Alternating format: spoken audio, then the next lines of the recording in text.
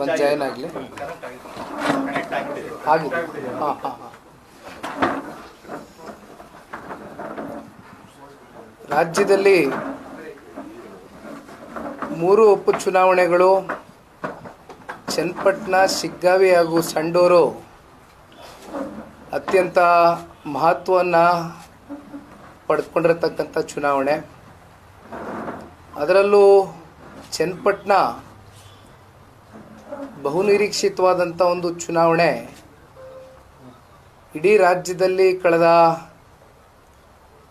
1-1.5 ತಿಂಗಳಿಂದನೂ ಭಾಳ ಚರ್ಚೆಗೆ ಗ್ರಾಸವಾದಂಥ ವಿಚಾರ. ಈ ಒಂದು ಉಪಚುನಾವಣೆಯಲ್ಲಿ ಕೊನೆಯ ಹಂತದ ತೀರ್ಮಾನಕ್ಕೆ ತಲೆಬಾಗಿ ಪಕ್ಷದ ಶಿಸ್ತಿನ ಸಿಪಾಯಿಯಾಗಿ, ಪಕ್ಷದ ಕಾರ್ಯಕರ್ತನಾಗಿ 2 ಪಕ್ಷದ ನಾಯಕರುಗಳ ಒಂದು ಅಭಿಪ್ರಾಯವನ್ನು ಕ್ರೋಢೀಕರಿಸಿದ ನಂತರ ಒಬ್ಬ ಯುವಕನಿಗೆ ಈ ಒಂದು ಉಪಚುನಾವಣೆಯಲ್ಲಿ NDA ಅಭ್ಯರ್ಥಿಯಾಗಿ ನಿಲ್ತಕ್ಕಂಥದ್ದಕ್ಕೆ ಒಂದು ಅವಕಾಶ ಮಾಡಿಕೊಟ್ರು. ಇವತ್ತಿನ ಫಲಿತಾಂಶ ರಾಜ್ಯದ ಎಲ್ಲೆಡೆ ನಮ್ಮ ಪಕ್ಷದ ಕಾರ್ಯಕರ್ತರಿಗಿರ್ಬೋದು, ನಮ್ಮ ಸ್ಥಳೀಯ ಭಾರತೀಯ ಜನತಾ ಪಾರ್ಟಿ ಹಾಗೂ ರಾಜ್ಯ ಮಟ್ಟದ ಭಾರತೀಯ ಜನತಾ ಪಾರ್ಟಿಯ ಕಾರ್ಯಕರ್ತರಿರ್ಬೋದು, ಎಲ್ರಿಗೂ ಕೂಡ ಸಾಮಾನ್ಯವಾಗಿ ಚುನಾವಣೆಯ ಈ ಒಂದು ಫಲಿತಾಂಶ ಒಂದು ಆಘಾತ ತಂದುಕೊಟ್ಟಿರ್ತಕ್ಕಂಥದ್ರಲ್ಲಿ ಯಾವುದೇ ಸಂಶಯ ಇಲ್ಲ.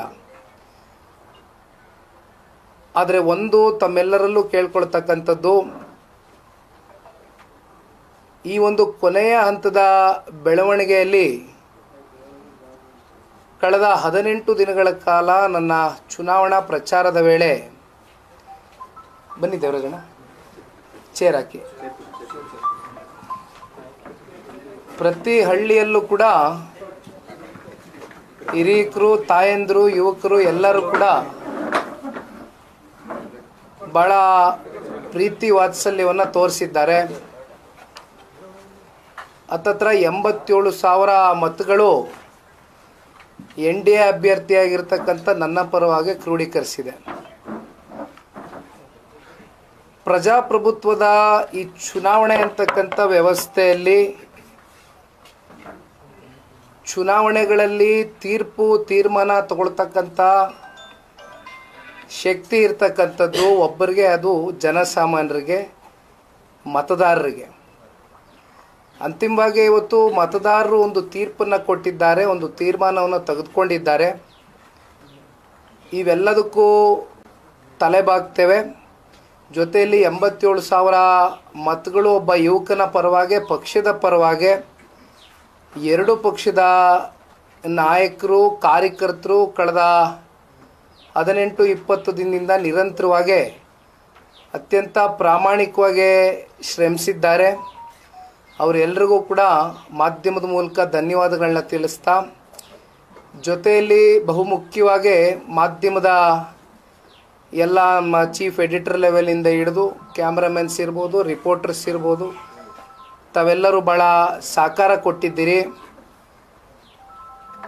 ಭಾಳ ಸಹಕಾರ ಕೊಟ್ಟು ನನಗೆ ಒಂದು ಪ್ರೀತಿಯನ್ನು ತೋರಿಸಿದ್ದೀರಿ ಯುವಕನ ಪರವಾಗಿ. ನಿಮಗೂ ಕೂಡ ಧನ್ಯವಾದಗಳನ್ನ ತಿಳಿಸ್ಲಿಕ್ಕೆ ಬಯಸ್ತೇನೆ.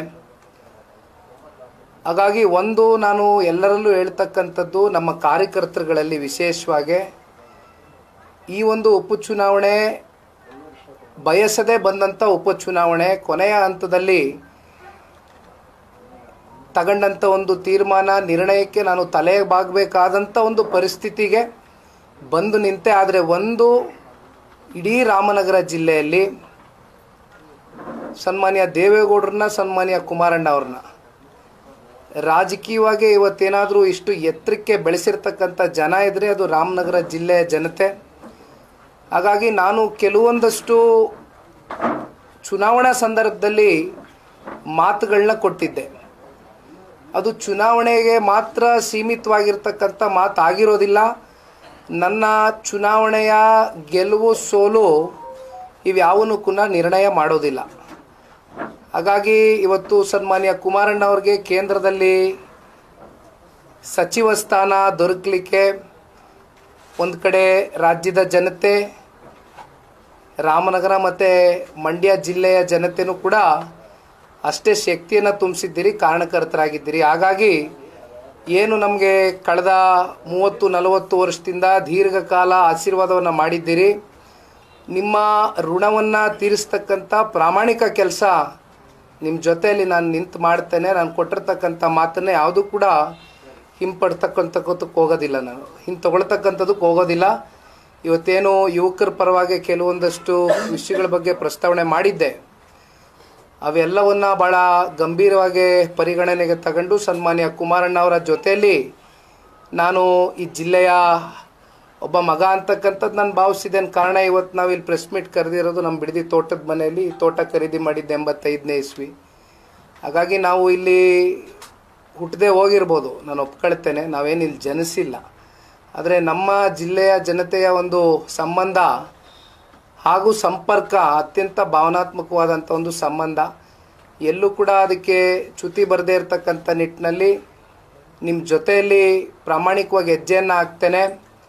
ನಮ್ಮ ಜಿಲ್ಲೆಯ ಮಕ್ಕಳ ಭವಿಷ್ಯವನ್ನು ರೂಪಿಸ್ತಕ್ಕಂಥದ್ದಕ್ಕೆ ಸನ್ಮಾನ್ಯ ಕುಮಾರಣ್ಣ ಅವರ ಜೊತೆಯಲ್ಲಿ ಧ್ವನಿಗೂಡಿ ಪ್ರಾಮಾಣಿಕವಾಗಿ ಕೆಲಸ ಮಾಡ್ತೇನೆ ಅಂತಕ್ಕಂಥದ್ದನ್ನು ಈ ಸಂದರ್ಭದಲ್ಲಿ ಹೇಳ್ತಾ, ಏನು ನಮ್ಮ ಪಕ್ಷದ ಮುಖಂಡರುಗಳು, ತಾಲೂಕು ಅಧ್ಯಕ್ಷರಾಗಿರ್ತಕ್ಕಂಥ ಜಯಮುತ್ತಣ್ಣವ್ರು ಇರ್ಬೋದು, ದೇವರಾಜಣ್ಣ ಅವರು, ಜಯರಾಮಣ್ಣ ಅವರು, ಕುಮಾರ್ ಅವರು, ನಾಗರಾಜಣ್ಣ ಅವರು, ಬಾಬು ಅವರು, ಇನ್ನು ಇಲ್ಲಿರೋವಂಥ ಎಲ್ಲ ನಮ್ಮ ಆನಂದ್ ಸ್ವಾಮಣ್ಣ ಅವರು, ಜಿಲ್ಲಾಧ್ಯಕ್ಷರು, ಭಾರತೀಯ ಜನತಾ ಪಾರ್ಟಿಯ ಜಿಲ್ಲಾಧ್ಯಕ್ಷರು ಆನಂದ್ ಸ್ವಾಮಣ್ಣ ಅವರು, ಹಾಗೂ ಭಾಳ ಜನ ಇವತ್ತು ನಮಗೆ ಮಾಧ್ಯಮದ ಮುಂದೆ ಇಲ್ಲ, ಕಾಣದೇ ಇರೋ ಕೈಗಳು ಇವತ್ತು ನಿಖಿಲ್ ಪರವಾಗಿ ನಮ್ಮ ಇಡೀ ರಾಜ್ಯಾದ್ಯಂತ ಬಂದು ಪ್ರಚಾರವನ್ನು ಮಾಡಿದರು.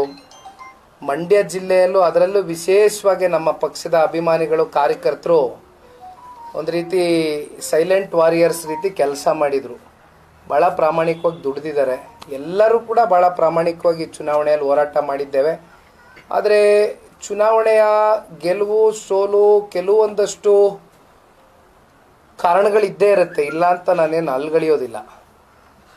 ಬಹುಶಃ ಒಂದು ಸಮುದಾಯದ ಮತಗಳು ಕಾಂಗ್ರೆಸ್ನ ಪರವಾಗಿ ಏನು ಕ್ರೋಢೀಕರಿಸಿದ್ವು ದೊಡ್ಡ ಮಟ್ಟದಲ್ಲಿ, ಬಹುಶಃ ಇವತ್ತೇನು ಈ ಒಂದು ಅಂತರ ನಾವು ನೋಡ್ತಾ ಇದ್ದೇವೆ. ನಾವು 87,000, ಅವರು ಎಷ್ಟು 1,10,000, 11,000, 12,000 ಏನು ಪಡೆದುಕೊಂಡಿದ್ದಾರೆ. ಬಹುಶಃ ಅದೇ ಒಂದು ಸಮುದಾಯದ ಮತದಾರರು ನಾವು ಎಷ್ಟೇ ಅವ್ರ ಪರವಾಗಿ ಈ ಪಕ್ಷ ಸ್ಥಾಪನೆ ಆದಾಗಿಂದನೂ ಅವರ ಜೊತೆಯಲ್ಲಿ ಅನೇಕ ಸಂದರ್ಭದಲ್ಲಿ ನಿಂತಿದ್ದೇವೆ. ರಿಸರ್ವೇಷನ್ಗಳನ್ನ ಕೊಟ್ಟಿರ್ತಕ್ಕಂಥ ಉದಾಹರಣೆಗಳಿದೆ, ಸಾಕಷ್ಟು ವಿಷಯಗಳಿದೆ. ಆದರೆ ಇವೆಲ್ಲವನ್ನು ಇವತ್ತು ಅವರು ತೆಗೆದಾಕಿ ನಮಗೆ ಯಾವುದೇ ರೀತಿ ಸ್ಪಂದನೆಯನ್ನು ಕೊಟ್ಟಿಲ್ಲ. ಆದರೆ ನಮ್ಮ ಹಳ್ಳಿಗಳಲ್ಲಿ ಆ್ಯಸ್ ಇಟ್ ಈಸ್ ನಾನು ಅನೇಕ ಸಂದರ್ಭದಲ್ಲಿ ಹೇಳಿದ್ದೀನಿ, ಏನು ನಮ್ಮ ಚನ್ನಪಟ್ಟಣ ತಾಲೂಕಿನಲ್ಲಿ ನಮ್ಮದಾದಂಥ ಸ್ಥಿರವಾದಂಥ ಮತದಾರರಿದ್ದಾರೆ, ಅವ್ರು ನಮ್ಮ ಕೈ ಬಿಟ್ಟಿಲ್ಲ.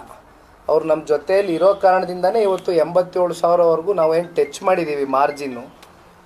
ಹಾಗಾಗಿ ಪ್ರತಿಯೊಬ್ಬರಿಗೂ ಕೂಡ ಈ ಒಂದು ಸಂದರ್ಭದಲ್ಲಿ ಧನ್ಯವಾದಗಳನ್ನ ತಿಳಿಸ್ತೇನೆ. ಎದೆಗುಂತಕ್ಕಂಥ ಪ್ರಶ್ನೆ ಇಲ್ಲ. ಈ ಪಕ್ಷ ಕಟ್ಟಿರೋದೇ ಹೋರಾಟದ ಹಿನ್ನೆಲೆಯಲ್ಲಿ. ಇವತ್ತು ಯಾವ ಕಾರಣಕ್ಕೂ ನಮ್ಮ ಪಕ್ಷದ ಕಾರ್ಯಕರ್ತರುಗಳು ಭಾವನೆಗಳಿಗೆ ಒಳಗಾದರೂ ಕೂಡ ನನ್ನ ಕಡೆಯಿಂದ ನಾನು ಯಾವುದೇ ಭಾವನೆಗಳನ್ನ ಹೊರಗಾಗ್ತಕ್ಕಂಥದ್ದಕ್ಕೆ ಹೋಗೋದಿಲ್ಲ. ಅದಕ್ಕೆ ಕಾರಣ ನಮ್ಮ ಪಕ್ಷದ ಕಾರ್ಯಕರ್ತರು, ಈ ಪಕ್ಷದ ಬೆನ್ನೆಲುಬು. ಅವ್ರಿಗೆ ನಾನು ಎಲ್ಲೂ ಕೂಡ ಮನಸ್ಸುಗಳಲ್ಲಿ ನೋವು ಪಡಿಸ್ತಕ್ಕಂಥ ಪ್ರಶ್ನೆ ಇಲ್ಲ. ಇಡೀ ರಾಜ್ಯದಲ್ಲಿ ಇರ್ತಕ್ಕಂಥ ಎಲ್ಲ ನನ್ನ JDSನ ನಿಷ್ಠಾವಂತ ಕಾರ್ಯಕರ್ತರಿಗೊಂದು ಮಾತನ್ನು ಕೊಡ್ತೇನೆ. ಈ ಪಕ್ಷವನ್ನು ಸನ್ಮಾನ್ಯ ದೇವೇಗೌಡರು ಸಾಹೇಬರು ಫೀನಿಕ್ಸ್ನಂತೆ ಏನು ಕಟ್ಟಿದ್ದಾರೆ. 2 ಸೀಟ್ ಬಂದಂಥ ದಿನವೂ ನೋಡಿದ್ದೇವೆ. ಸಂಪೂರ್ಣ ಬಹುಮತವನ್ನು ಈ ರಾಜ್ಯದ ಜನತೆ ಆಶೀರ್ವಾದದಿಂದ ನಾವು ದೊರಕಿರ್ತಕ್ಕಂಥದ್ದನ್ನು ನೋಡಿದ್ದೇವೆ. ಎಲ್ಲ ಏಳು ಬೀಳುಗಳನ್ನ ನೋಡಿದ್ದೀವಿ ಈ ಪಕ್ಷ. ಹಾಗಾಗಿ ಎಲ್ಲವನ್ನು ಕೂಡ ಸಮಾನ ಮನಸ್ಸಿನಿಂದ ಸಮಚಿತ್ತವಾಗಿ ತಗೊಂಡು ಹೋಗ್ತಕ್ಕಂಥ ಪ್ರಾಮಾಣಿಕ ಕೆಲಸ ಮಾಡ್ತೇನೆ. ವಯಸ್ಸು ಚಿಕ್ಕದಿದೆ, ಜೊತೆಯಲ್ಲಿ ಇವತ್ತು ನಾನು ಸಾರ್ವಜನಿಕ ಬದುಕಿಗೆ ಬಂದಿರತಕ್ಕಂಥದ್ದು ಏನೋ ನಮ್ಮ ತಂದೆ ನಮ್ಮ ತಾತ ರಾಜಕಾರಣ ಮಾಡ್ಕೊಂಡು ಬಂದಿದ್ದಾರೆ, ನಾನು ಸುಮ್ಮನೆ ಅವರ ಹೆಸರಲ್ಲಿ ರಾಜಕಾರಣ ಮಾಡ್ಕೊಂಡು ಹೋಗ್ಬೇಕು ಅಂತಕ್ಕಂಥದ್ದು ಒಂದೇ ಪ್ರಶ್ನೆ ಅಲ್ಲ. ಇಲ್ಲಿ ಯಾವ ಸಮುದಾಯಗಳಿಗೆ ಧ್ವನಿ ಇಲ್ಲ, ಯಾವ ಯುವಕರು ಇವತ್ತು ಓದಿದ್ರೂ ಕೂಡ ಉದ್ಯೋಗಗಳು ಸೃಷ್ಟಿ ಆಗ್ತಾ ಇಲ್ಲ, ಎಲ್ಲರಿಗೂ ಒಂದು ಧ್ವನಿಯಾಗಿ ಕೆಲಸ ಮಾಡ್ತಕ್ಕಂಥ ಕೆಲಸವನ್ನು ಪ್ರಾಮಾಣಿಕವಾಗಿ ನಿಖಿಲ್ ಕುಮಾರಸ್ವಾಮಿ ಮಾಡ್ತಾನೆ. ಅದರಿಂದ ಯಾವ ಕಾರಣಕ್ಕೂ ನಾನು ಹಿಂಸರಿತಕ್ಕಂಥ ಪ್ರಶ್ನೆ ಇಲ್ಲ ಅಂತಕ್ಕಂಥದ್ದನ್ನ ಹೇಳ್ತಾ, ಮಾಧ್ಯಮದ ಸ್ನೇಹಿತರಿಗೆ ಮತ್ತೊಮ್ಮೆ ತಾವೆಲ್ಲರೂ ಇಷ್ಟು ದಿನಗಳ ಕಾಲ ನಮ್ಮ ಜೊತೆಯಲ್ಲಿ ನಿಂತು ಬಿಸಿಲಿರಲಿ ಮಳೆ ಇರಲಿ ರಾತ್ರಿ 12 ಗಂಟೆ ಆಗಲಿ ನಮ್ಮ ಜೊತೆಯಲ್ಲಿ ಹೆಜ್ಜೆ ಹಾಕಿದ್ದೀರಿ. ತಮ್ಮೆಲ್ಲರಿಗೂ ಕೂಡ ಧನ್ಯವಾದಗಳನ್ನ ತಿಳಿಸ್ತೇನೆ. Thank you. ನಿಖಿಲ್ ಕುಮಾರಸ್ವಾಮಿ, ಈ ಚುನಾವಣೆ ಕಡೆಗಳಿಗೆಯಲ್ಲಿ ಫೇಸ್ ಮಾಡಬೇಕಂತ ಅನಿವಾರ್ಯತೆ ನಿಮಗೆ ಸೃಷ್ಟಿಯಾಗಿತ್ತು. ಅದು ನಿಮ್ಮದೇ ಬೇಸ್ ಕೂಡ ಇತ್ತು. ಎಡವಿದ್ದಲ್ಲಿ ಆಗದೆ ಈಗ ತಾನೇ ಚುನಾವಣೆ ಫಲಿತಾಂಶ ಹೊರಗೆ ಬಂದಿದೆ. ಚುನಾವಣಾ ಕೊನೆಯ ಹಂತದ ತೀರ್ಮಾನಕ್ಕೆ ನಾನು ಬಂದು ನಿಂತೆ ಅಂತಕ್ಕಂಥದ್ದನ್ನು ಅನೇಕ ಸಂದರ್ಭದಲ್ಲಿ ನಾನು ಮಾತನಾಡಿದ್ದೀನಿ. ಯಾವ ಒಬ್ಬ ವ್ಯಕ್ತಿ ತಗೊಂಡಂಥ ನಿರ್ಣಯಗಳು ಯಾತಕ್ಕೋಸ್ಕರ ತೀರ್ಮಾನಗಳಾಯಿತು ಇವೆಲ್ಲವೂ ಕೂಡ ಈಗ ಪೋಸ್ಟ್ಮಾರ್ಟಮ್ ಮಾಡಿಕೊಂಡು ಕೂರೋದ್ರಲ್ಲಿ ನನ್ನ ಅಭಿಪ್ರಾಯದಲ್ಲಿ ಸಮಯ ವ್ಯರ್ಥ ಮಾಡ್ಕೊಳ್ಳೋದ್ರಲ್ಲಿ ಬೇಡ. ಈಗ ಜನ ಈಗಾಗಲೇ ತೀರ್ಪನ್ನು ಕೊಟ್ಟಿದ್ದಾರೆ. ಅಂತಿಮವಾಗಿ ಪ್ರಜಾಪ್ರಭುತ್ವದ ಈ ಚುನಾವಣೆ ವ್ಯವಸ್ಥೆಯಲ್ಲಿ ಜನಸಾಮಾನ್ಯರ ತೀರ್ಪೇ ಅಂತಿಮ. ಹಾಗಾಗಿ ನಾವು ತಲೆಬಾಗಬೇಕಾಗತ್ತೆ. ಎಲ್ಲಿ ನಾವು ಎಡವಿದ್ದೇವೆ, ಎಲ್ಲಿ ಮುಂದೆ ಸರಿಪಡಿಸ್ಕೊಂಡು ಹೋಗಬೇಕು ಅಂತಕ್ಕಂಥ ಕೆಲವೊಂದಷ್ಟು ವಿಷಯಗಳ ಬಗ್ಗೆ ನಾವೇ ಕೂತ್ಕೊಂಡು ನಮ್ಮ ಪಕ್ಷದ ಚೌಕಟ್ಟಿನಲ್ಲಿ ಮುಖಂಡರು ಕಾರ್ಯಕರ್ತರ ಜೊತೆ ಕೂತು ಚರ್ಚೆ ಮಾಡ್ಕೊಂಡು ಮುಂದಿನ ದಿನಗಳಲ್ಲಿ ಚುನಾವಣೆ ಫೇಸ್ ಮಾಡಿ. ರಾಮನಗರ ಚುನಾವಣೆಯನ್ನು ಹೊರತುಪಡಿಸಿ ಹೇಳೋದಾದ್ರೆ ಮಂಡ್ಯ ಮತ್ತು ಚನ್ನಪಟ್ಟಣ ಎರಡು ಕಡೆ ನೀವು ಬಲಿಪಶು ಆದ್ರಿ ಪಕ್ಷಕ್ಕಾಗಿ. ಒಪ್ಪುತ್ತೀರಾ ಇದನ್ನ? ನೀವು ಬಲಿಪಶು, ನೀವು ಎರಡು ಚುನಾವಣೆ. ಪಕ್ಷ ಇದ್ದರೆ ನಿಖಿಲ್ ಕುಮಾರಸ್ವಾಮಿಯಿಂದ ಪಕ್ಷ ಅಲ್ಲ. ನಾನು ಪಕ್ಷದ ಸಾಮಾನ್ಯ ಕಾರ್ಯಕರ್ತನಾಗಿ ಚಿಂತನೆ ಮಾಡ್ತೇನೆ ಪಕ್ಷದ ಪರವಾಗಿ. ಈಗ ಬಹುಶಃ ಒಂದು ಮಾತು ಉದ್ಭವ ಆಗೋದು, ಈ ಉಪಚುನಾವಣೆಯಲ್ಲಿ ಆ ಸಂದಿಗ್ಧ ಪರಿಸ್ಥಿತಿಯಲ್ಲಿ ಇವತ್ತು ನಾನು ಚುನಾವಣೆಗೇನು ಬಂದು ನಿಲ್ಲಬೇಕಾಗಿ ಬಂತು. ಬಹುಶಃ ಇವತ್ತು ನಾನೇನಾದರೂ ಈ ಚುನಾವಣೆಯಲ್ಲಿ ಕೊನೆ ಹಂತದಲ್ಲಿ ಇಷ್ಟೆಲ್ಲ ಕಾರ್ಯಕರ್ತರುಗಳು, ಇಷ್ಟೆಲ್ಲ ಎರಡು ಪಕ್ಷದ ಮುಖಂಡರು ಹಿರಿಯಕರು ಹೇಳಿದಾಗ ಹಿಂಸರಿದಿದ್ರೆ ಈ ಚುನಾವಣೆ ಪೂರಕವಾಗಿಲ್ಲ. ಹಾಗಾಗಿ ಪೂರಕವಾಗಿ ಇಲ್ಲದೆ ಇರೋ ಕಾರಣ ನಿಖಿಲ್ ಕುಮಾರಸ್ವಾಮಿ ಅವನ ಸ್ವಾರ್ಥಕ್ಕೋಸ್ಕರ ಇಡೀ ಕುಟುಂಬದವರು ಒಬ್ಬ ಪಕ್ಷದ ಕಾರ್ಯಕರ್ತರಿಗೆ ಬಲಿಪಶು ಮಾಡ್ತಾ ಇದ್ದಾರೆ ಅಂತಕ್ಕಂಥ ಕಳಂಕ ಬಹುಶಃ ನಾವು ಒತ್ಕೊಳ್ತಾ ಇದ್ವೋ ಏನೋ ಅಂತಕ್ಕಂಥದ್ದು ನಾನು ಚಿಂತೆ ಮಾಡ್ತೇನೆ. ಹಾಗಾಗಿ ಬಹುಶಃ ಆ ಒಂದು ಕಳಂಕ ಮುಕ್ತನಾಗಿ ಇವತ್ತು ನಾನು ಮಲಗ್ತೇನೆ, ಏನು ತೊಂದರೆ ಇಲ್ಲ. ಈ ಸೋಲು ನಾನೇ ಸ್ವೀಕಾರ ಮಾಡ್ತೇನೆ, ಪಕ್ಷ ಸ್ವೀಕಾರ ಮಾಡುತ್ತೆ. ಹಾಗಾಗಿ ಗೆಲುವು ಸೋಲು ಅಂತಕ್ಕಂಥದ್ದು ಚುನಾವಣೆಗಳಲ್ಲಿ ಕಳೆದ ಲೋಕಸಭಾ ಚುನಾವಣೆ ನೋಡಿದ್ವಿ ನಾವು. ಏನಾಯಿತು, ರಾಜ್ಯದ ಜನತೆ ಹಳೆ ಮೈಸೂರು ಪ್ರಾಂತ್ಯದಲ್ಲಿ ಅದರಲ್ಲೂ ವಿಶೇಷವಾಗಿ ದೊಡ್ಡ ಮಟ್ಟದಲ್ಲಿ NDA ಅಭ್ಯರ್ಥಿಗಳ ಪರವಾಗಿ ನಿಂತರು. ಹಾಗಾಗಿ ಭಾಳ ಜನ ಸೋತಿದ್ದಾರೆ, ಗೆದ್ದಿದ್ದಾರೆ. ನಾನು ಇಲ್ಲಿವರೆಗೂ ಒಂದು ಗೆಲುವು ನೋಡಿಲ್ಲ, ಸತ್ಯ ಒಪ್ಕೊಳ್ತೇನೆ. ಇದು ನನ್ನ 3ನೇಯ ಸೋಲು. ಆದರೆ ಈಗ ಇತಿಹಾಸ ನಾವು ಮಾತನಾಡೋದಾದರೆ ಭಾಳ ಜನ ಹೇಳ್ತೀವಿ, ಅಬ್ರಹಾಂ ಲಿಂಕನ್ ಅವ್ರ ವಿಚಾರ ಹೇಳ್ತೇವೆ, ಡಾಕ್ಟರ್ ಅಂಬೇಡ್ಕರ್ ಅವ್ರ ವಿಚಾರ ಹೇಳ್ತೇವೆ, ವಾಜಪೇಯಿ ಅವ್ರ ವಿಚಾರ ಚರ್ಚೆ ಮಾಡ್ತೇವೆ. ಭಾಳ ಜನ ಸೋತ್ವಿ ಅಂತ ನಾವು ಮೂಲೆಯಲ್ಲಿ ಕೂರ್ತೀವಿ ಅಂತಕ್ಕಂಥದ್ದಾದರೆ ಹಂಗಾದರೆ ನಾವು ಹೋರಾಟಗಾರರಾಗಿ ಸಾರ್ವಜನಿಕ ಬದುಕಲ್ಲಿ ಇರೋದಕ್ಕೆ ಅನಾಲಾಯಕು ಅಂತಕ್ಕಂಥದ್ದು ನನ್ನ ಅಭಿಪ್ರಾಯ. ಹಾಗಾಗಿ ಹೋರಾಟ ಅಂತಕ್ಕಂಥದ್ದು ಶಾಶ್ವತ, ನಿರಂತರ, ಸಮಾಜದ ಏಳಿಗೆಗೋಸ್ಕರ ಹೋರಾಟ ಮಾಡೇ ಮಾಡ್ತೀವಿ, ಜೊತೆಲಿ ಇರ್ತೇವೆ. ರಾಜ್ಯಾದ್ಯಂತ ಕಾರ್ಯಕರ್ತರು ಮುಖಂಡರು ನಿಖಿಲ್ ಅವರ ಗೆಲುವಿಗಾಗಿ ಇದು ಮಾಡಿದ್ರು. ಈಗ ಸೋಲಾಗಿದೆ, ಕಾರ್ಯಕರ್ತರಿಗೆ ಏನ್ ಹೇಳ್ತೀರಾ? ಅವ್ರಿಗೂ ಸಖತ್ ಬೇಸರ ಆಗಿದೆ. ಇಡೀ ಸ್ಟೇಟ್ ಅಲ್ಲಿ ಗೆಲ್ಬೇಕು ಅಂತ ನಿಖಿಲ್ ಬಯಸಿದ್ರು. ತಾವು ಹೇಳಿದ ಸತ್ಯ. ಯಾಕೆಂದ್ರೆ ಬಹುಶಃ ಇಡೀ ರಾಜ್ಯದಲ್ಲಿ ನನ್ನ ಕಳೆದ 2 ಚುನಾವಣೆಗಳ ಹಿನ್ನಡೆಯ ಬಳಿಕ ಪಕ್ಷದ ಕಾರ್ಯಕರ್ತರುಗಳ ಮನಸ್ಸಲ್ಲಂತೂ ಭಾಳ ದೊಡ್ಡ ಮಟ್ಟದಲ್ಲಿ ನೋವಿತ್ತು. ತುಂಬ ಜನ ಇವತ್ತು ಇರ್ರೆಸ್ಪೆಕ್ಟಿವ್ ಆಫ್ ರಾಜಕಾರಣದಲ್ಲಿ ಅವರು ಸಕ್ರಿಯವಾಗಿ ಇಲ್ಲದೆ ಹೋದಂಥ ಕೆಲವೊಂದಷ್ಟು ಕುಟುಂಬಗಳು, irrespective of politics, irrespective of community, caste, ಇಲ್ಲ ನಿಖಿಲ್ ಈ ಸಲ ಗೆಲ್ಲಬೇಕು ಅನ್ನೋವಂಥ ಭಾವನೆ ಇಡೀ ರಾಜ್ಯಾದ್ಯಂತ ಇತ್ತು. ಅದು ನಾನಂತೂ ಭಾಳ ಹತ್ತಿರದಿಂದ ಗಮನಿಸಿದೆ. ಆದರೆ ಇವತ್ತು ಚುನಾವಣೆ ಬಂದಿದೆ, ಫಲಿತಾಂಶ ಬಂದಿದೆ, ಕ್ಷೇತ್ರದ ಜನತೆನೂ ನಮ್ಗೆ ಆಶೀರ್ವಾದ ಮಾಡಿದ್ದಾರೆ. ನಾನು ಹೇಳ್ದಂಗೆ ಇವತ್ತು 6 ಬಾರಿ ಶಾಸಕರು ಮಾಡಿರುವಂಥ ಜಿಲ್ಲೆ ಇದು. 2 ಬಾರಿ ಚನ್ನಪಟ್ಟಣದಲ್ಲಿ, 6 ಬಾರಿ ರಾಮನಗರದಲ್ಲಿ ಶಾಸಕರು, 8 ಬಾರಿ ಶಾಸಕ ಸ್ಥಾನ ಕೊಟ್ಟಿರುವಂಥ ಜಿಲ್ಲೆ ಇದು. ನಾವು ಇವತ್ತೇನಾದ್ರು ರಾಜಕೀಯವಾಗಿ ಸನ್ಮಾನ್ಯ ಕುಮಾರಣ್ಣವರು ದೇವೇಗೌಡರ ಮಟ್ಟಕ್ಕೆ ಬೆಳೆದಿದ್ದಾರೆ, ಈ ಜಿಲ್ಲೆ ಜನತೆ ಕಾರಣ. ಹಾಗಾಗಿ ನಾನು ಸೋತಿರ್ಬೋದು, ಆದರೆ ಆ ಋಣ ತೀರಿಸ್ತಕ್ಕಂಥ ಕೆಲಸ ಆದರೂ ನಾನು ಮಾಡಬೇಕಲ್ವಾ, ಆ ಕೆಲಸ ನಾನು ಮಾಡ್ತೇನೆ. ಅಭ್ಯರ್ಥಿ ಆಯ್ಕೆ ವಿಚಾರ ಕೊನೆಯಲ್ಲಿ ಒಂದಷ್ಟು ಗೊಂದಲ ಆಗಿದೆ ಕಾರಣ ಆಯ್ತು ಅಂತ. ಯಾಕಂದ್ರೆ ಬಿಜೆಪಿನೋ ಇಲ್ಲ ಈ ಸಾಮಾನ್ಯ ಕಾರ್ಯಕರ್ತರು ಎನ್ಡಿ ಅಭ್ಯರ್ಥಿ ಯಾರೋ ಗೊಂದಲ, ಅವರಿಗೆ ಒಂದಷ್ಟು ಗೊಂದಲ ಉಂಟಾಗಿ ಈ ರೀತಿ ಆಯ್ತು ಅಂತ ಹೇಳಿ. ನಮಗೆ ಬೇಸಿಕಲಿ ಸಮಯ ಸಿಕ್ಕಲಿಲ್ಲ, ವಿವರ್ ಇನ್ ಎ ಫಿಕ್ಸ್. ಯಾಕೆಂದರೆ ನಾವು ಅವ್ರ ಥರನೇ ಈ ಲೋಕಸಭಾ ಚುನಾವಣೆಯ ಬಳಿಕ ಅಥವಾ ಆ ಒಂದು ಹಂತದಲ್ಲೇ ನಾವು ಕೂತ್ಕೊಂಡು ಪ್ಲ್ಯಾನಿಂಗ್ಗಳು ಮಾಡ್ಕೊಂಡು ನಾವು ಚುನಾವಣೆ ಸ್ಪರ್ಧೆ ಮಾಡಬೇಕು, ನಮ್ಮ ಸ್ವಕ್ಷೇತ್ರ ನಾವು ಕ್ಲೇಮ್ ಮಾಡ್ಕೋಬೇಕು, ನಾವು ಟಿಕೆಟ್ ಬಿಟ್ಕೊಡ್ಬಾರ್ದು ಇನ್ನೊಬ್ರಿಗೆ ಅನ್ನೋ ಒಂದು ಮನಸ್ಥಿತಿ ನಮ್ಮಲ್ಲಿ, ಆ ಸ್ವಾರ್ಥದ ಮನೋಭಾವನೆ ಇದ್ದಿದ್ರೆ ಬಹುಶಃ ಈ ಚುನಾವಣೆ ಗೆಲ್ತಾ ಇದ್ವಿ. ಏಕೆಂದರೆ 4 ತಿಂಗಳು ನಮ್ಗೆ ಟೈಮ್ ಸಿಕ್ಕಿರೋದು, ಅವ್ರಿಗೆ ಆ ಟೈಮ್ ಸಿಕ್ತು. 4 ತಿಂಗಳು ಕುತ್ಕೊಂಡು ಯಾವ ರೀತಿ ಚುನಾವಣೆ ಮಾಡಬೇಕು, ಯಾರನ್ನ ಟ್ಯಾಪ್ ಮಾಡಬೇಕು, ಏನು ಮಾಡಬೇಕು, ಎಲ್ಲ ರೀತಿ ಪಾಪ ಅವ್ರಿಗೆ ಸಮಯ ಸಿಕ್ಕಿದ್ರೆ ಚುನಾವಣೆ ಮಾಡಿದರು. ನಮಗೆ ಸಂದಿಗ್ಧ ಪರಿಸ್ಥಿತಿ. ಈಗ NDA ಮಿತ್ರ ಪಕ್ಷದ ಭಾಗವಾಗಿರ್ತಕ್ಕಂಥ JDS, ದೇಶದ ಗೌರವಾನ್ವಿತ ಪ್ರಧಾನಮಂತ್ರಿಗಳು, ಗೃಹ ಸಚಿವರು, ರಾಷ್ಟ್ರೀಯ ಅಧ್ಯಕ್ಷರಾಗಿರ್ತಕ್ಕಂಥ ನಡ್ಡಾಜಿಯವರು, ಹಾಗೂ ನಮ್ಮ ಎಲ್ಲ ಯಡಿಯೂರಪ್ಪ ಸಾಹೇಬರು, ವಿಜಯೇಂದ್ರರವರು, ಅಶೋಕ್ ಅಣ್ಣ ಅವರು, ಭಾಳ ಜನ ಇವತ್ತು we are answerable to many people. ನಾವು 2 ಪಕ್ಷದ ಕಾರ್ಯಕರ್ತರಿಗೆ ನಾವು ಉತ್ತರ ಕೊಡಬೇಕಾಗಿತ್ತು. ನಾವು ನಮಗೆ ಬೇಕಾದಂಥ ತೀರ್ಮಾನಗಳು ಸ್ವಇಚ್ಛೆಯಿಂದ ತಗೊಳ್ತಕ್ಕಂಥ ತೀರ್ಮಾನಗಳು ಆಗ್ಲಿಕ್ಕೆ ಆಗ್ತಾ ಇರಲಿಲ್ಲ. ಇದು ತಾವು ನೋಡಿದ್ರಿ, ಕಟ್ಟಾಕಿದ್ವಿ ನಾವು ಕೊನೆಗೆ ಲಾಸ್ಟ್ ಮೂಮೆಂಟಲ್ಲಿ ಅವರು ಈ ಒಂದು ನಿರ್ಣಯಕ್ಕೆ ತೀರ್ಮಾನಕ್ಕೆ ತಗೊಂಡಾಗ ಕೊನೆಗೆ ನಮಗೆ ಸಮಯ ಸಾಕಾಗಲಿಲ್ಲ. 18-20 ದಿನದಲ್ಲಿ ಬಹುಶಃ ಪ್ರತಿಯೊಬ್ಬ ಜನತಾದಳ ಪಕ್ಷದ ಕಾರ್ಯಕರ್ತರಲ್ಲೂ ನಾನು ಇಲ್ಲಿ ನಮ್ಮ ಚನ್ನಪಟ್ಟಣ ತಾಲೂಕಿನ ಕಾರ್ಯಕರ್ತರಿಗೆ ಹೇಳುವಂಥದ್ದು, ಇಷ್ಟು ಪ್ರಾಮಾಣಿಕತೆ, ಇಷ್ಟು ನಿಷ್ಠೆಯಿಂದ ಚುನಾವಣೆ ಮಾಡಿರ್ತಕ್ಕಂಥದ್ದು ನಾನು 2 ಚುನಾವಣೆ ನಾನು ಮಾಡಿದ್ದೀನಿ. ಒಂದು ಮಂಡ್ಯನೂ ಮಾಡಿದ್ದೀನಿ, ರಾಮನಗರನೂ ಮಾಡಿದ್ದೀನಿ. ಆದರೆ ಈ ಚುನಾವಣೆಯಲ್ಲಿ ಒಬ್ಬ ಸಾಮಾನ್ಯರಲ್ಲಿ ಸಾಮಾನ್ಯ ಕಾರ್ಯಕರ್ತ ಕೂಡ ನಿಖಿಲ್ ಪರವಾಗಿ ಪ್ರಾಮಾಣಿಕವಾಗಿ ಕೆಲಸ ಮಾಡಿದ್ದಾರೆ, ದುಡಿದಿದ್ದಾರೆ. ಅಂಥವ್ರಿಗೆ ನಾನು ಋಣೆ ಆಗಿರ್ತೀನಿ. ಅಂಥವ್ರ ಜೊತೆಯಲ್ಲಿ ಧ್ವನಿಯಾಗಿ ಕೆಲಸ ಮಾಡುವಂಥ ಜವಾಬ್ದಾರಿ ಇದೆ, ಮುಗಿದೋಗಿದೆ. ಈಗ ಮುಂದೆ ಏನು ಮಾಡ್ಬೇಕು ಮಾಡ್ತೀವಿ. ಸರ್, ಎಲ್ಲೋ ಒಂದ್ ಕಡೆ ರಾಮನಗರದಲ್ಲಿ ಖಾಲಿ ಮಾಡ್ತಾನೆ ಮಾತನ್ನ ಪದೇ ಪದೇ DK ಶಿವಕುಮಾರ್ ಹೇಳಿದ್ರು. ಅದ್ರಲ್ಲಿ ಸಕ್ಸಸ್ ಆದ್ರ ಇಲ್ಲೊಂದ್ ಕಡೆ ಒಂದು ಕ್ಷೇತ್ರವನ್ನಾದ್ರೂ ಉಳಿಸ್ಕೊಂಡು JDS ಅಸ್ತಿತ್ವವನ್ನು ಉಳಿಸ್ಕೊಳ್ಳುವಂತ ವಿಫಲ ಆಯ್ತಾ? ಕಾರಣ ಏನಿರ್ಬೋದು ಅಂತ?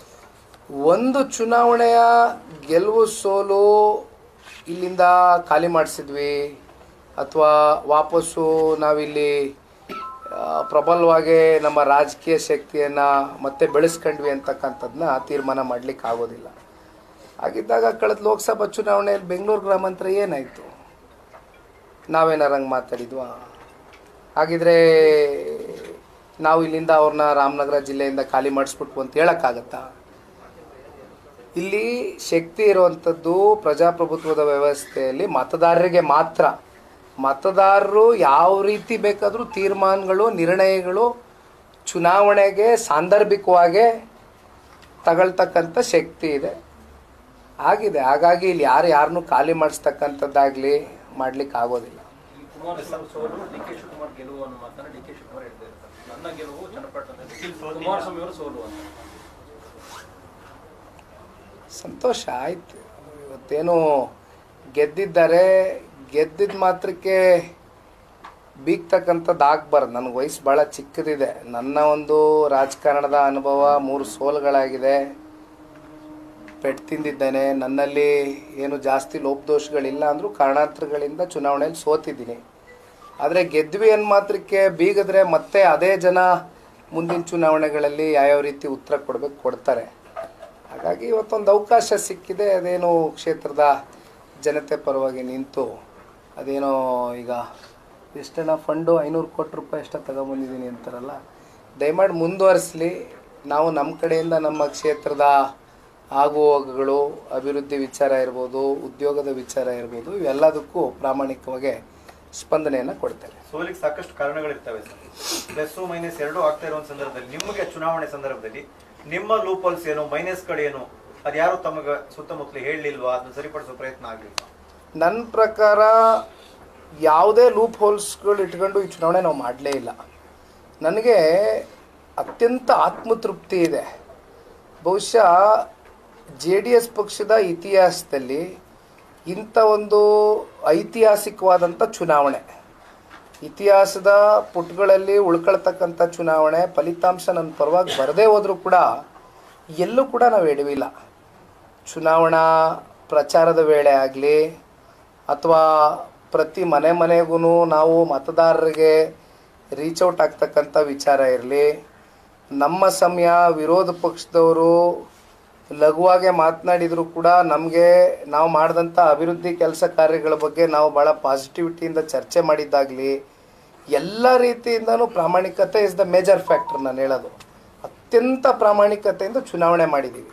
ಹಾಗಾಗಿ ಇಲ್ಲೇನು ಲೂಪ್ ಹೋಲ್ಸ್ ಅಂತಕ್ಕಂಥದ್ದೇನಿಲ್ಲ. ಒಂದು ನಿಮ್ಗೆ ಹೇಳ್ದಂಗೆ ಎಲ್ಲೋ ಒಂದು ಸಮುದಾಯ ನಾವು ಭಾಳ ನಂಬಿದ್ದೇವೆ, ಇಲ್ಲಿವರೆಗೂ ನಂಬಿದ್ದೇವೆ. ಆದರೆ ಆ ಸಮುದಾಯ ನಮ್ಮ ಜೊತೆಯಲ್ಲಿ ಚುನಾವಣೆ ಸಂದರ್ಭದಲ್ಲಿ ನಿಲ್ಲದೇ ಇರತಕ್ಕಂಥ ಕಾರಣ ಒಂದು ಕಡೆ ಮತಗಳು ಸಂಪೂರ್ಣವಾಗಿ ಕ್ರೋಢೀಕರಿಸಿದ್ರಿಂದ ಬಹುಶಃ ಈ ಒಂದು ಫಲಿತಾಂಶ ಏರುಪೇರು ಆಗಲಿಕ್ಕೆ ಕಾರಣ ಆಯ್ತೇನೋ ಅಂತಕ್ಕಂಥ ಎರಡು ವಿಚಾರಗಳಲ್ಲಿ ಟ್ರೆಂಡ್ ಸೆಟ್ ಮಾಡ್ಕೊಂಡ್ ಬಂದ್ರು ಸ್ಟಾರ್ಟಿಂಗ್ ಇಂದ. ಒಂದು, ನಿಖಿಲ್ ಕುಮಾರಸ್ವಾಮಿ ಈ ಬಾರಿ ಅಳ್ತಾರೆ, ದೇವೇಗೌಡರು ಅಳ್ತಿದ್ರು, ಕುಮಾರಸ್ವಾಮಿ ಅಳ್ತಿದ್ದಾರೆ, ಇವ್ರು ಅಳ್ತಾರೆ ಅನ್ನೋದು ಒಂದು ವಿಚಾರ. ಅವ್ರು ಅಳಕ್ಕಾಗಿ ಬಂದಿದ್ದಾರೆ ನೋಡಿ ಅಳ್ತಾರೆ ಅನ್ನೋದು. ಎರಡನೇದು, ದುಡ್ಡನ್ನ ಹೊಳೆ ಹರಿಸ್ತಾರೆ ಇವ್ರು ಈ ಬಾರಿ, ಕುಮಾರಣ್ಣನ ನೋಟು ಯೋಗೇಶ್ವರಿ ಓಟು, ಅವೆರಡನ್ನ ಅವರು ಒಂದ್ ರೀತಿಯ ಟ್ರೆಂಡ್ ಸೆಟ್ ಮಾಡ್ಕೊಂಡ್ ಬಂದ್ರು. ಅದನ್ನ ನೀವು ಎಲ್ಲ ಕೌಂಟರ್ ಮಾಡೋಲ್ಲಿ ಎಡುವುದ್ರ ಅಥವಾ JDS ಅಂತ? ಆಡಳಿತಾರೂಢ ಸರ್ಕಾರ ಅಧಿಕಾರ, ಹಣದ ಬಲ, ತೋಳಿನ ಬಲ ಯಾರಿಗೆ ಎಷ್ಟಿದೆ ಅಂತಕ್ಕಂಥದ್ದು ಜಗಜ್ಜಾಹಿರ.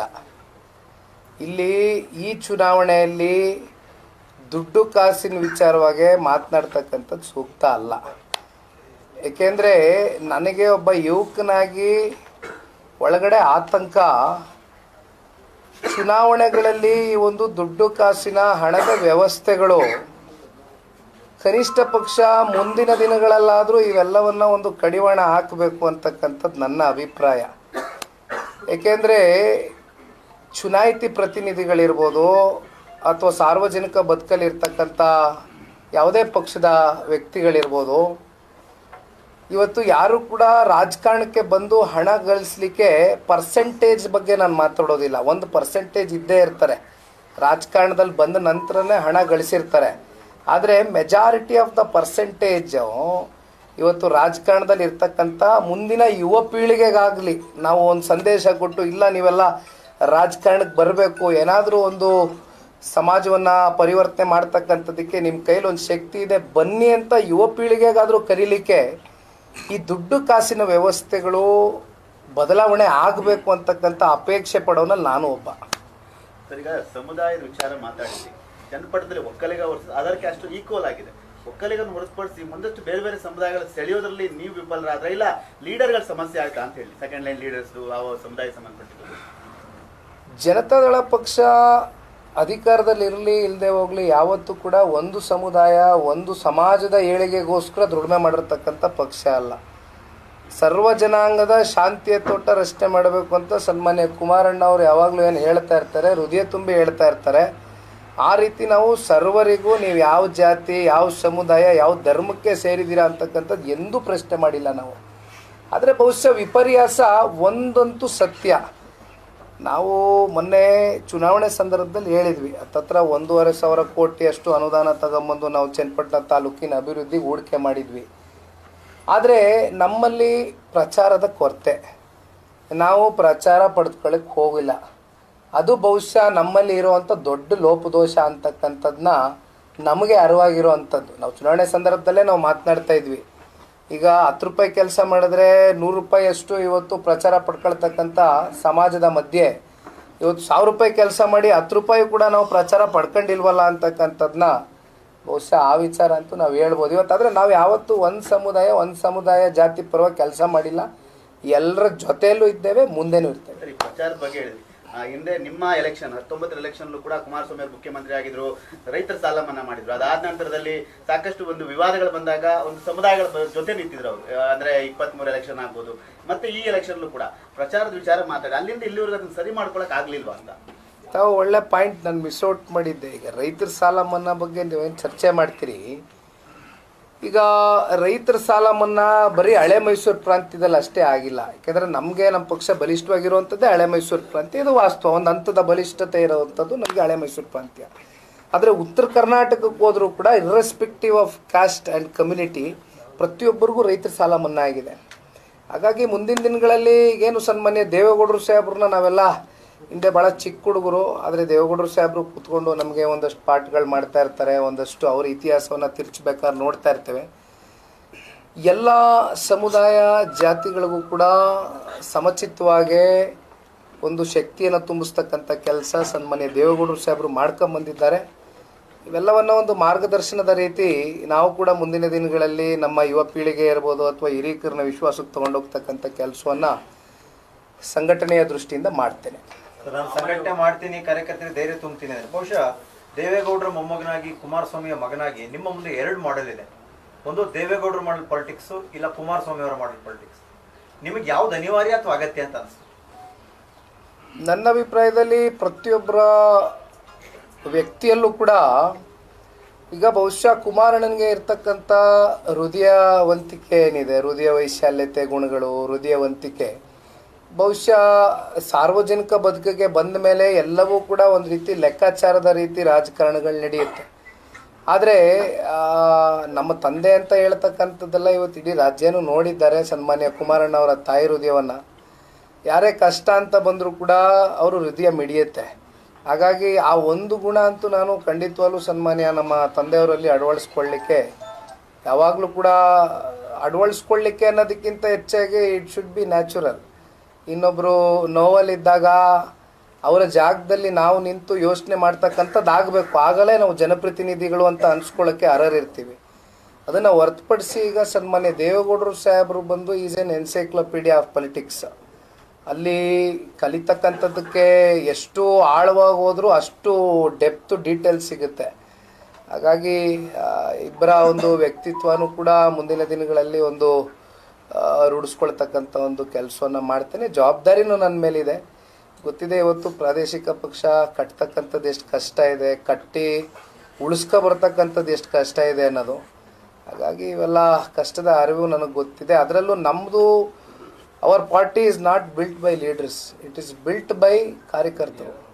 ನಮ್ಮ ಪಕ್ಷ ಅತಿ ಹೆಚ್ಚು ಕಾರ್ಯಕರ್ತರು ಇರುವಂಥ ಪಕ್ಷ ಜನತಾದಳ ಪಕ್ಷ. ಹಾಗಾಗಿ ಅವರೆಲ್ರಿಗೂ ಇವತ್ತು ಶಕ್ತಿ ತುಂಬಿಸ್ತಕ್ಕಂಥ ಕೆಲಸ ಮಾಡಬೇಕು. ಬಹುಶಃ ತಾವು ಸುಖೇಶ್ ಅವರು ತಾವು ಕೇಳಿದ್ರಿ ಕಣ್ಣಲ್ಲಿ ನೀರು ಹಾಕಿದ ವಿಚಾರ. ನಾನು ಚುನಾವಣೆಗೆ ನಿಂತಾಗ ಯಾವ ಕಾರಣಕ್ಕೂ ನನ್ನಲ್ಲಿ ಇರ್ತಕ್ಕಂಥ ಯಾವುದೇ ಭಾವನೆಗಳನ್ನ ಹೊರಗಡೆ ಹಾಕಬಾರ್ದು ಅಂತಕ್ಕಂಥದ್ದು ಆಲೋಚನೆ ಮಾಡಿದ್ದೆ. ಅದಕ್ಕೆ ಕಾರಣನೇ ಪಕ್ಷದ ಕಾರ್ಯಕರ್ತರು ಹುಮ್ಮಸ್ ಕಮ್ಮಿ ಆಗಬಾರ್ದೆಲ್ಲೋ ಅಂತ. ದಿನ ಕಾರಣಾಂತರಗಳಿಂದ ಆಯಿತು. ಆದರೆ ಇವತ್ತೇ ನನ್ನ ಬೆಳಗ್ಗೆಯಿಂದ ಕಣ್ಣಲ್ಲಿ ನೀರು ಹಾಕಿಲ್ಲ. ಯಾಕೆಂದರೆ ಬೇಡ, ನಮ್ಮ ಪಕ್ಷದ ಕಾರ್ಯಕರ್ತರುಗಳು ಟ್ರೆಂಡ್ ಸೆಟ್ ಮಾಡಿದ್ರು ಆ ಟೈಮಲ್ಲಿ. ಇಲ್ಲ, ನಾವೇನು ಕಣ್ಣಲ್ಲಿ ನೀರು ಹಾಕಿ ಮತ ಗಿಟ್ಟಿಸ್ಕೊಳ್ಬೇಕಾಗಿರುವಂಥ ಅನಿವಾರ್ಯತೆ ಏನಿಲ್ಲ. ಒಂದಷ್ಟು ಸಂದರ್ಭದಲ್ಲಿ ನಾವು ಭಾವನಾತ್ಮಕವಾಗಿ ಕೆಲವೊಂದಷ್ಟು ಘಟನೆಗಳು, ಕೆಲವೊಂದಷ್ಟು ಹಿನ್ನಡೆಗಳು, ಕೆಲವೊಂದಷ್ಟು ಮೋಸಕ್ಕೆ ಷಡ್ಯಂತ್ರಕ್ಕೆ ಬಲಿಯಾಗಿರ್ತಕ್ಕಂಥದ್ದು ಇವೆಲ್ಲವೂ ಕೂಡ ಚುನಾವಣಾ ಸಂದರ್ಭದಲ್ಲಿ ಆ್ಯಸ್ ಎ ಕ್ಯಾಂಡಿಡೇಟ್ ಅಂತ ಅನ್ನಿಸ್ಕೊಂಡಾಗ ನಾವು we have to see in many perspectives, ಹಲವಾರು ಆ್ಯಂಗಲ್ಗಳಲ್ಲಿ ನೋಡಬೇಕಾಗ್ತದೆ. ಹಾಗಾಗಿ ಅನಿರೀಕ್ಷಿತವಾಗಿ ಆಯ್ತು ಅಷ್ಟೇ, ಬಿಟ್ಟರೆ ಬೇರೆ ಅದರ ಹಿಂದಿನ ಉದ್ದೇಶ ಏನಿಲ್ಲ. ಕೊನೆ 2 ಕ್ಷೇತ್ರದ ಹಿನ್ನಡೆ, 2 ಚುನಾವಣೆ ಹಿನ್ನಡೆ ಆಯಿತು. ಇದು 3ನೇ ಚುನಾವಣೆ ಕೂಡ ಹಿನ್ನಡೆ ಆಗಿದೆ. ಸಹಜವಾಗಿಯೇ ಈ ಒಂದು ಚುನಾವಣೆ ಫಲಿತಾಂಶ ಬೇಸರ ಆಗಿದೆ. ಕುಟುಂಬ ಯಾವ ರೀತಿ ನೋಡುತ್ತೆ ಈ ಒಂದು ಫಲಿತಾಂಶ ಅಂತ? ಒಂದು ಕಡೆಗೆ ರೇವತಿಯವರು ಪರವಾಗಿ ರೇವತಿಯವರು ಕೂಡ ಪ್ರಚಾರ ಮಾಡಿದ್ರು, ದೇವೇಗೌಡರು ಪ್ರಚಾರ ಮಾಡಿದ್ರು, ಕುಮಾರಸ್ವಾಮಿ ಪ್ರಚಾರ ಮಾಡಿದ್ರು, ಎಲ್ಲರೂ ಕೂಡ ಪ್ರಚಾರ ಮಾಡಿದ್ರು.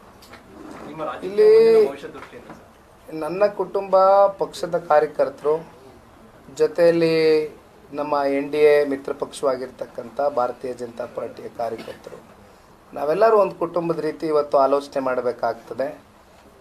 ಈ 3 ಇವತ್ತೇನು ಉಪಚುನಾವಣೆಗಳ ಸೋಲಿದೆ, ಇದನ್ನು ಮುಂದಿನ ದಿನಗಳಲ್ಲಿ ಪಕ್ಷದ 2 ಪಕ್ಷದ ನಾಯಕರು ಕೂತ್ಕೊಂಡು ವಿಮರ್ಶೆಯನ್ನು ಮಾಡ್ತೇವೆ. ಮುಂದೆ ಯಾವ ರೀತಿ ಸರಿಪಡಿಸ್ಕೊಂಡು ಹೋಗಬೇಕು, ನಮ್ಮಲ್ಲಿ ಏನಾದರೂ ಸಣ್ಣ ಪುಟ್ಟ ಲೋಪದೋಷಗಳಾಗಿದೆ ಕೂತ್ಕೊಂಡು ಚರ್ಚೆ ಮಾಡ್ತೇವೆ. ಅದನ್ನು ಹೊರತುಪಡಿಸಿ ಇವತ್ತು ಇಲ್ಲಿ ಕುಟುಂಬ ಅಂದರೆ ನಮ್ಮ ತಂದೆ, ನಮ್ಮ ತಾತ, ನಮ್ಮ ತಾಯಿ, ನನ್ನ ಹೆಂಡತಿ, ಈ ಪ್ರಶ್ನೆ ಬರೋದಿಲ್ಲ. ಇದು ನಮ್ಮ ಕಾರ್ಯಕರ್ತರುಗಳ ಒಂದು ಭಾವನೆಗಳಿಗೆ ಇವತ್ತು ನೋವಾಗಿದೆ. ಮೊದಲು ಅವ್ರಿಗೆ ಸ್ಪಂದಿಸ್ತಕ್ಕಂಥ ಕೆಲಸ ಮಾಡಬೇಕು. ಆ ಜವಾಬ್ದಾರಿ ನನ್ನ ಮೇಲಿದೆ, ಮಾಡ್ತೇನೆ. ಈಗ ಮುಂದಿನ ದಿನಗಳಲ್ಲಿ ನಿಖಿಲ್ ಅವರು ಪರಾಜಿತ ಆದಂಥ ಸ್ಥಳದಲ್ಲೇ ಗೆದ್ದು ಜನರ ಸೇವೆ ಮಾಡ್ತಾರ ಅಂತ ಎಲ್ಲಿಂದ? ಅಲ್ಲ, ಈಗ ನಾನು ಈ ಜಿಲ್ಲೆ ಬಿಟ್ಟಾಗಲಿ ಅಥವಾ ಇನ್ನೊಂದು ಕಡೆ ಎಲ್ಲಿ ಹೋಗೋ ನಿಂತ್ಕೊಳ್ತಕ್ಕಂಥದ್ದು ಈಗ ನಾನು ಅದರ ಬಗ್ಗೆ ಚರ್ಚೆ ಮಾಡೋದಿಲ್ಲ. ನನಗೆ ಜನ ಮತ ನೀಡಿದ್ದಾರೆ. ರಾಮನಗರದಲ್ಲಿ 76,000 ಜನ ಆಶೀರ್ವಾದ ಮಾಡಿದ್ದಾರೆ. ಇಲ್ಲಿ 87,000 ಜನ ಆಶೀರ್ವಾದ ಮಾಡಿದ್ದಾರೆ. ಮೇಲ್ಗಡೆನೂ ನಮ್ಮ ಲೀಡ್ರ್ಗಳಿಗೆ ನಾನು ಒಂದೇ ಮಾತು ಹೇಳಿದೆ, ದಯಮಾಡಿ ಧೃತಿಗೆಡಬೇಡಿ. ಇವತ್ತು ನಾನು MLA ಅಂತಕ್ಕಂಥ ಒಂದು ಪಟ್ಟ ಇಲ್ಲ ಅಷ್ಟೇ ಅಲ್ವಾ. ಅದನ್ನು ಹೊರತುಪಡಿಸಿ ಈ ಜಿಲ್ಲೆಯ ಜನತೆ, ಕ್ಷೇತ್ರದ ಜನತೆ, ರಾಜ್ಯದ ಜನತೆ ಇವತ್ತು ಸನ್ಮಾನ್ಯ ಕುಮಾರಣ್ಣವ್ರಿಗೆ ಶಕ್ತಿ ತುಂಬಿಸಿದ್ದಾರೆ. ಕೇಂದ್ರದಲ್ಲಿ ಸಚಿವರಾಗಿದ್ದಾರೆ. ಅವ್ರಿಗೆ ಶಕ್ತಿ ತುಂಬಿಸಿದ ಮೇಲೆ ಈಗ ಅವ್ರ ಋಣ ತೀರಿಸ್ತಕ್ಕಂಥ ಕೆಲಸ ನಾನು ಮಾಡಬೇಕಾ ಬೇಡವಾ? ನಾನು ಮಾಡ್ತೀನಿ, ಖಂಡಿತವಲ್ಲೂ ಅವ್ರ ಜೊತೆಲಿ ಇರ್ತೇನೆ. ಸೋಲಿಂದ ಹತಾಶ ಆದರೆ ಮುಂದಿನ ದಿನಗಳಲ್ಲಿ ರಾಜ್ಯಾದ್ಯಂತ ಪ್ರವಾಸ ಮಾಡಿ ಪಕ್ಷ ಕೆಟ್ಟುವಂತ ಕೆಲಸ ಮಾಡ್ತೀರಾ? ಈಗ ಆಲ್ರೆಡಿ ನಾನು ಅದನ್ನು ಮಾಡಿದ್ದೆ. 7 ಜಿಲ್ಲೆಗಳ ಪ್ರವಾಸ ಮಾಡಿದ್ದೀನಿ. ಅದನ್ನು ಮುಂದುವರಿಸ್ತೇನೆ. ಅದು ಒಂದು ಭಾಗ, ನಮ್ಮ ಪಕ್ಷದ ಸಂಘಟನೆ ದೃಷ್ಟಿಯಿಂದ ಮಾಡ್ತಕ್ಕಂಥದ್ದು ಒಂದು ಭಾಗ. ಆದರೆ ಬೇರೆ ಎಲ್ಲ ವಿಚಾರಗಳಲ್ಲೂ ಯಾವ ರೀತಿ ಒಂದು ಪಕ್ಷದ ನಾಯಕರ ಒಂದು ಮಾರ್ಗದರ್ಶನವನ್ನು ಪಡೆದು ಕೆಲಸ ಮಾಡಬೇಕು ಮಾಡ್ತೇನೆ. Thank you.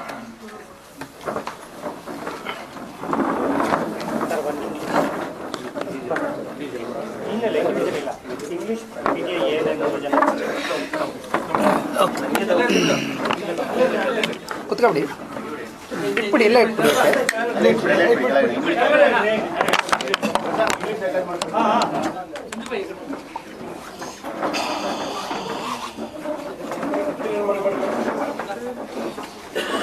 Today have 3 by-election result is announced. What do you say about this today's results? You also lost in Chenpatna. Today's by-election, which the whole of the state was waiting, Shiggaon, Sandur and Chenpatna, the results have come out. And I have to tell you, as a candidate of Chenpatna, as an NDA candidate, the results which has come out of Chenpatna and Shiggaon and Sandur were not expected. But we will have to accept it, because ultimately people have taken their decision, and we will have to obey people's decision, and definitely we'll look forward in the future days, because we have a very long lasting relationship with Ramnagara district, with the voters, and Sri Devegowda ji and Kumar Swami ji. From the past 40 years they are having a very strong bonding relationship. Definitely we have seen a lot of gains, lot of losses in our political journey. But this particular loss will not let me down individually, because this was a call taken very lately by respective NDA family, which we call, from the central leaders and the state leaders of BJP and the JDS leaders. And moreover, you know the political developments and the political scenario which took place during the by-election polls. Ultimately, I was given around 20 days for the election campaign. I have to tell the Chenpatna Karyakartas and the leaders of both the parties have put their heart and soul into this election. So, people of Chenpatna also have given me an opportunity. They have given 87,000 votes for India candidate. Not a small margin. But there are many other factors for my loss, which I will not be stating it out today. I think that has to be a clear, deep discussion within the party and the party leaders. But one thing is for sure, I think we were let down by one of the major minor communities, which we say, but unfortunately it has played a major part. Sir, JDS party workers and leaders is very upset about your losers in Chenpatna. What do you say about your party leaders and party workers? Well, as I initially stated, see, JDS party has seen lots of ups and downs in the whole of political from past 30-40 years of JDS career. So this particular loss, definitely I know the party Karyakartas from whole of the state, and irrespective of people who I met in our state, outside my constituency also, they were not politically connected or affiliated with any party. Many families, many youths, they wanted Nikhil Kumar Swami to win this time around. Everybody were hoping, and in fact I have to thank all the media, chief editor level, cameraman and all the reporters also for being very kind in covering the election campaign from the past 20 days. Definitely I will wait for my time. It is not about me, but to structure out and to build the regional party is a big challenge by itself, which Devegowda ji and Kumaraswamy ji has done from the past 40 years. There is a huge responsibility on me, which in the future days I am looking forward to, and as I have already started touring the state, I will continue with that. Thank you so much.